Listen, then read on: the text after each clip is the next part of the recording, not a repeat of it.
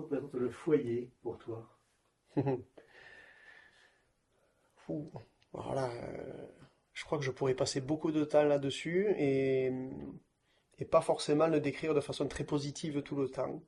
Même s'il y a, c'est entendu, il y a l'aspect pareil, assez, assez protecteur.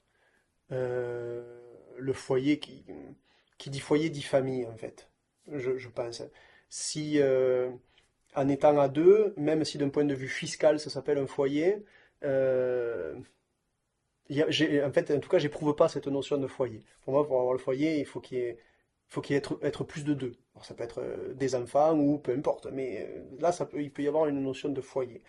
Euh, Même si, enfin, j'allais faire un rapprochement avec le foyer de la cheminée et en fait me prendre un peu les pieds dans le tapis, parce que j'allais dire le foyer, bon, c'est l'endroit où il y a quelque chose qui flambe, mais on peut faire flamber quelque chose à deux, hein, il suffit pas d'être dans une famille. Donc je l'ai dit, mais je l'ai pas dit. Mais, mais voilà, ben, c'est comme ça que enfin, je vois le foyer.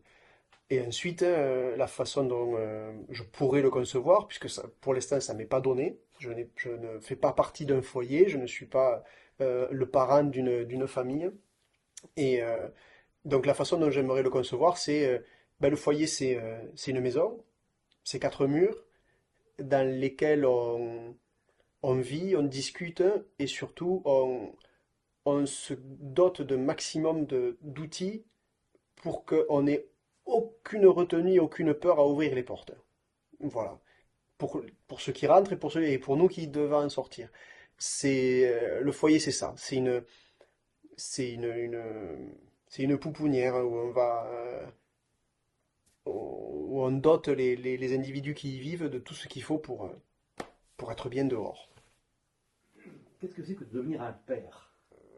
Compromis qui me semble assez très difficile, un compromis difficile entre une, une débauche d'amour et, et une responsabilité, et une retenue par rapport à la responsabilité. Ça, c'est d'un point de vue très individuel, et être père, ça sous-entend participer à ce que quelqu'un soit mère, en l'occurrence dans ce qui me concerne, à ce que quelqu'un soit mère, mais en tout cas faire de notre individu un autre parent aussi. Donc, voilà, l'un va pas sans l'autre. L'un va pas sans l'autre. Je veux dire, par rapport déjà ouais, à la conception. Après, aucun souci sur le fait de concevoir même un foyer monoparental. Pour moi, dans ma tête, il n'y a pas de cloisonnement là-dessus. Et on peut être père seul, on peut être mère seul, évidemment. Enfin, il n'y a pas de, j'ai pas, il y a aucune ambiguïté avec ça. Euh, et donc, ouais, sur ma façon d'être père, c'est ça. En fait, j'ai l'impression que j'aurai une espèce de trouille d'être submergé par ben oui, une forme d'amour, j'allais dire empathie, mais non, c'est beaucoup plus fort, quoi. C'est un amour qui peut même priver d'une certaine forme de raison, d'une certaine forme et au détriment même parfois de la responsabilité ou quoi. Enfin, en fait, ça me semble être une chose assez merveilleuse, mais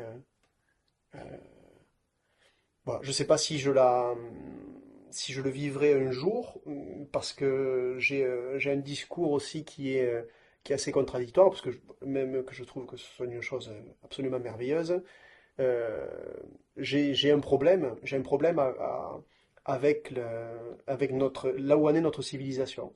Et tout à l'heure, j'ai formulé le mot compromis. Pour moi, c'est ça, c'est-à-dire que je ne sais pas si j'arriverai à avoir un compromis, à faire ce compromis-là entre la sollicitation marchande, entre des injonctions sociétales qui sont, à mon avis, euh, contraires au bon développement et même au vivre ensemble tout court, et faire ouais, ce consensus-là, je crois que je me sentirais démuni. En tout cas, déjà, je me sens démuni souvent, moi, en tant qu'individu. Et, et voilà, comment faire, comment être impartial aussi, comment être juste, hein. On ne l'est jamais, je pense, mais dans l'éducation, ça me paraît être un gros, gros, gros défi.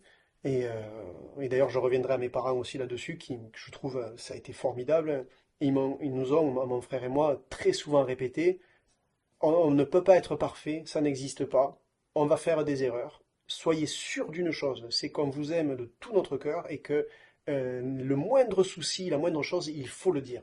Il faut le dire. On peut vous dire non et se tromper, on peut vous dire oui et se tromper, mais voilà, soyez sûr qu'il y a cette espèce de noyau dur qui est là, inoxydable, inaltérable, qui est ben voilà, qui est l'amour qu'on vous porte et à partir de ça, ben ouais, il peut y avoir des erreurs, mais on peut les rattraper, on peut les solutionner.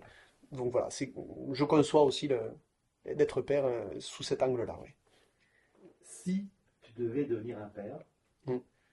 ou quand, ça dépend, on peut mettre la main, qu'est-ce que tu aimerais que tes enfants retiennent de toi? Ben justement, qu'ils disent, alors imaginons que je sois mort, et qu'ils disent, ben cet aspect-là de lui, il n'avait même jamais imaginé le mettre en place. En fait, justement, ce que je ne peux pas dire aujourd'hui, que eux le révèlent, quoi. En disant, mais ça, il n'imaginait pas qu'on puisse penser ça de lui. Alors là, vu la façon dont j'ai reçu la question, c'était quelque chose de positif plutôt. Mais voilà, ben, cet aspect-là de sa personne, il n'imaginait pas, il n'a pas œuvré pour ça, et pourtant, on le retient. C'est ce qu'on retiendra de lui. Ouais, je crois que c'est un truc comme ça.